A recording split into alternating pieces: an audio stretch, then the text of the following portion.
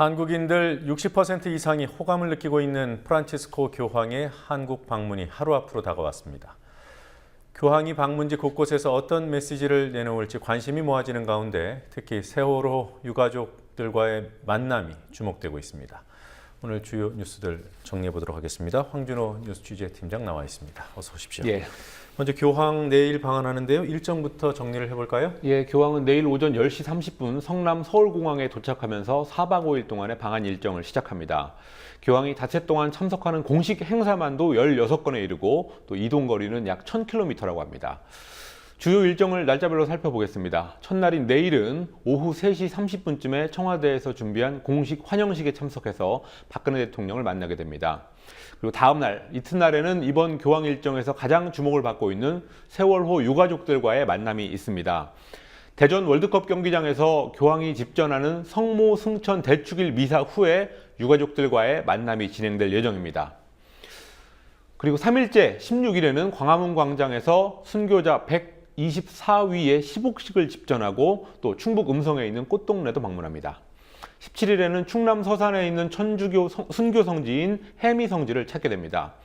그리고 마지막으로 마지막 날 18일에는 조계종 자승총무원장을 비롯해서 7대 종교 지도자들과 간담회를 갖고 또 명동성당에서는 위안부 피해자 할머니들, 쌍용자동차 해고자, 강정마을 주민들, 또 밀양 송전탑 주민들 이런 분들이 참여한 미사를 직접 집전할 예정입니다.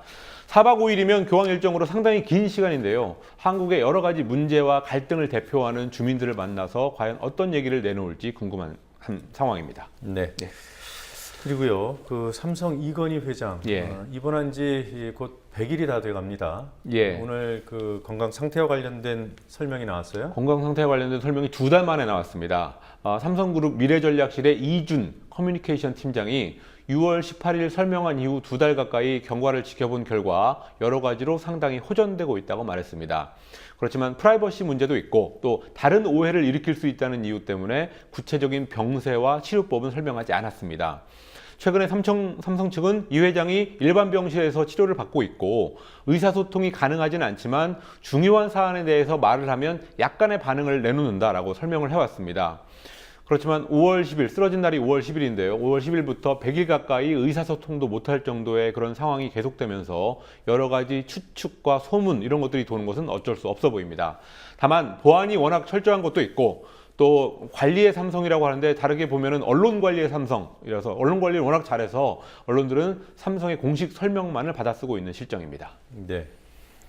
자, 그리고 어제 정부 추진 방안에 담겨 있었던 내용들 중에요. 서비스 산업과 관련된 방안들 중에 영리병원 얘기가 있지 않았습니까? 이와 관련된 비판이 오늘 여러 곳에서 나왔습니다. 어제 정부가 제주도에 중국 자본이 투입되는 영리병원, 싸널병원의 설립을 추진하겠다고 밝혔습니다. 여기에 대해서 오늘 보건의료노조 등이 정부의 계획을 전면적인 의료 민영화라고 규정하고 3차 총파업을 벌이겠다고 경고했습니다. 보건의료노조와 의료연대 그리고 100여 개의 시민단체들이 주축이 된 범국민대책위원회가 민주노총에서 기자회견을 가졌는데요. 박근혜 정부의 의료민영화 추진은 대국민 선전포고라고 하면서 10만 명이 모이는 범국민 권기대회를 개최할 예정이라고 밝혔습니다. 또 의료연대는 그동안은 정부가 투자를 유치하고 규제를 완화하겠다라는 큰 틀의 정책만 발표했지만 어제의 결정은 눈에 보이는 의료 민영화의 성과를 노골적으로 만들어낸 거다라고 비판했습니다. 네. 그 원희룡 제주지사가 반대 입장을 표명했다고 하니까 정말로 막아낼 수 있는지 한번 주목해서 볼 필요가 있을 것 같습니다. 그리고 또 설악산에 케이블카 놓겠다는 방안도 담겨 있었어요. 이게 정경련이 내놨던 그런 방안하고 거의 흡사하다 이런 지적이 있더군요. 그렇습니다. 녹색연합이 어제 정부가 발표한 그 산림 관련 정책과 과거에 지난달에 정경련이 내놓았던 산림정책 제안서 이 두 가지를 비교한 표를 오늘 내놨습니다. 정경련은 지난달에 8가지 산악관광 활성화 방안이다라고 해서 정책 제안서를 냈습니다. 그런데 어제 정부가 관광 서비스 투자 활성화 대책 방안이라고 해서 내놓은 걸 보니까 그때 정경련 보고서 속의 정책들하고 거의 일치한다는 게 녹색연합이 주장한 거였고 또 발견한 거였습니다. 예를 들어서 자연공원 내 케이블카 설치, 산림 관련 규제의 일괄적인 해제, 또 규제 해제를 바탕으로 한 산지 관광 특구 제도 도입, 또 산림 입지 규제 완화 이런 것들이 다 일치했습니다. 네. 도서결합은 박근혜 정부의 창조 경제를 이끄는 것은 결국 정경련이고 어제 그 무역투자진흥회의라는 것은 사실 정경련의 애로사항 해결 창구였다고 비판했습니다. 또 박근혜 정부가 추진하고 있는 산악관광특구라는 것은 산림판 4대강 사업이라면서 폐기를 촉구했습니다. 그런가 하면 군장병의 인권을 지키는 데 필요한 예산은 턱없이 부족하다는 자료가 나왔습니다. 예, 국회 법사위 소속 새정치민주연합의 서영교 의원이 국방부의 인권 관련 예산을 보니까 전체 국방 예산의 0.0005%에도 못 미친다는 자료를 공개했습니다. 국방부가 제출한 자료를 보면 올해 전체 국방 예산은 25조 1,960억 원이었습니다. 상당히 많은데요. 그 중에서 겨우 1억 2,700만 원이 인권 관련 예산이었습니다.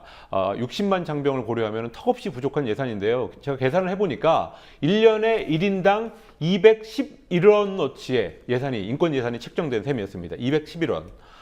또 인권 관련 예산 중에서 인권 교육 예산은 8천만 원 정도고요. 인권 실태 조사에는 고작 400만 원이 책정된 것으로 드러났습니다.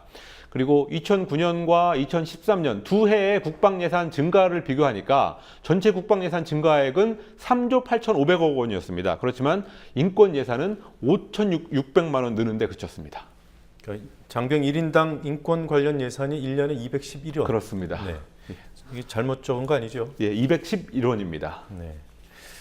그리고 통합진보당이 문화일보의 언론 보도에 대해서 예. 문제를 제기했던데요. 어떤 내용입니까? 예, 이석기 의원의 항소심 판결이 있던 그제였습니다. 세월호 유가족들하고 같이 농성을 하던 통합진보당 의원들이 국회 본청 앞에서 의원총회를 가졌습니다. 의원총회, 통합진보당 의원 5명이니까 의원총회를 가져도 가능한 그런 자리였는데요. 그렇지만 문화일보는 이 장면을 이석기 의원 항소심 판결에 대한 대책회의라고 그런 사진을 내보냈습니다. 여기에 대해서 홍성규 통합진보당 대변인이 문화일보의 악의적인 왜곡 보도라고 반발하면서 언론중재위원회에 제소하겠다고 밝혔습니다.